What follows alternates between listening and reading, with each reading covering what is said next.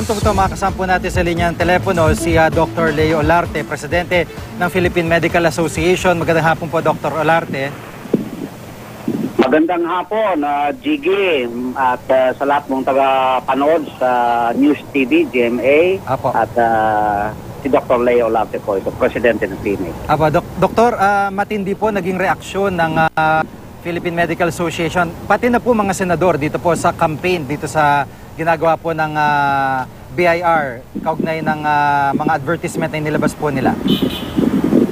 Yes, ang reaction ng Philippine Medical Association ay talagang nalungkot po kami dahil po sa doon sa caricature na shame campaign po.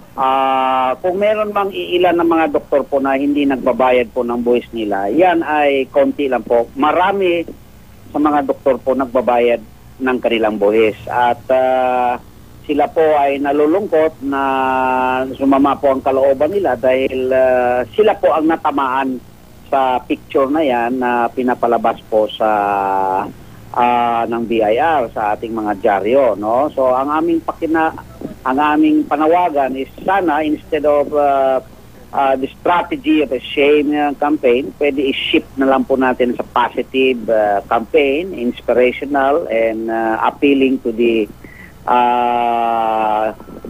patriotism of the doctor or yung mga professionals and love of country and to assure them that ang mga buwis na binabayad ay gagamitin sa wastong paraan at hindi ito mabubulsa ng ating mga government officials. Opo.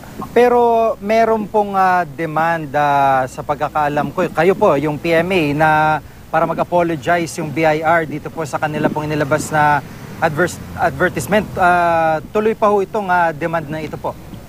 Well, marami pong mga kasapi namin na nagdidemand po, yung especially po yung mga nagbayad po ng buwis na tama at religiously nagbabayad po sila.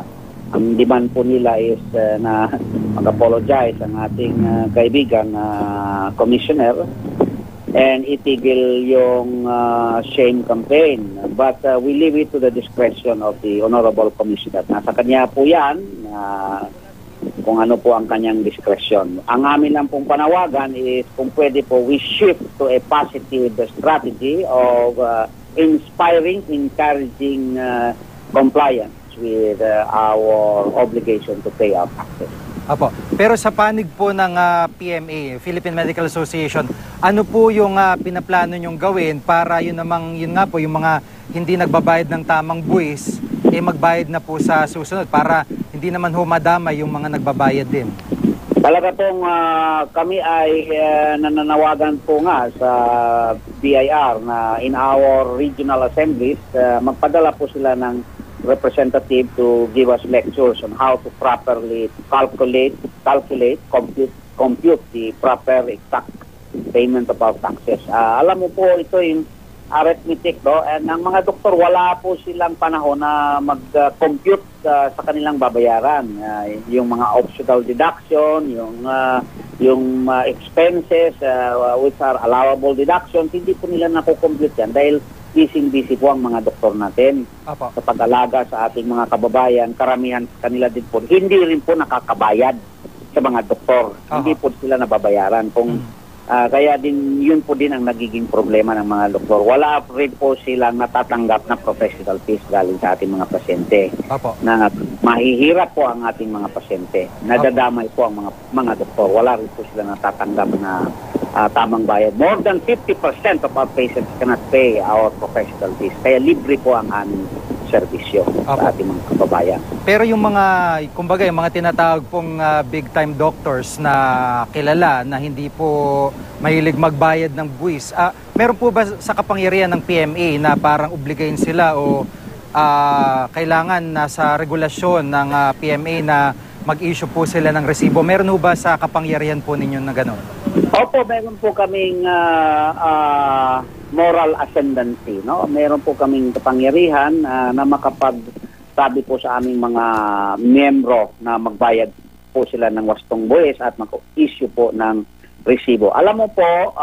there are about 130,000 1,000 registered physicians sa PRC po, no? Rehistrado po yan. Pero 35,000 lang po ang members ng Philippine Medical Association in good standing. So maaari po yung hindi po nakapag-issue ng mga resibo o hindi nakapagbayad ng tamang buwis ay hindi po kasapi ng Philippine Medical Association. Pero mga ilan-ilan lang po yan. So ang panawagan ko lang sana na wag na sanang ituloy yung Sheng campaign, i-shift na lang po sa positive campaign and kasi nakakahiya po sa profession ng medisina.